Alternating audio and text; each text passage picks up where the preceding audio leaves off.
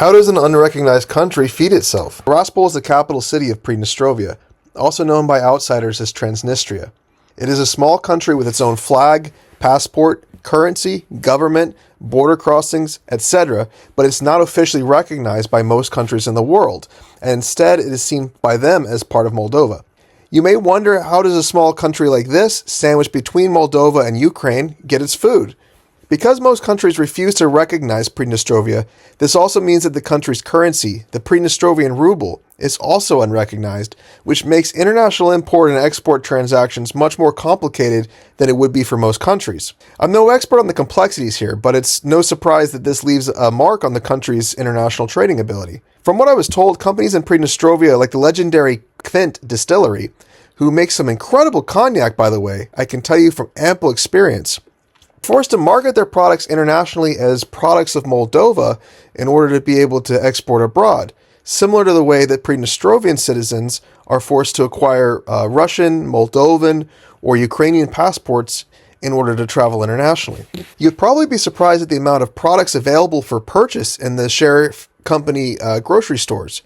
Pretty much anything you could expect with high-quality goods were available there, and I really saw no difference in meaningful product availability between grocery stores in Tiraspol and their counterparts in Chisinau. Sheriff grocery stores were extremely clean, well-organized, efficient, and well-maintained, making for a very pleasant customer experience. But these stores are not the only way that Pridnestrovian citizens can buy their food. I was told by many people how proud they were of the fresh and healthy produce farmed locally and sold at the green market in Tiraspol. This region has always had a rich agricultural backbone, with skilled and hardworking farmers who know how to produce efficiently with what they have available. I was told by a local that the unofficial motto for the hardworking people is "against all odds," and despite the challenges faced by these friendly people, they make things happen with remarkable ingenuity and a dedicated work ethic. The green market is organized by category, so vegetables and fruit are in one section, meat in another, dairy products in another, etc.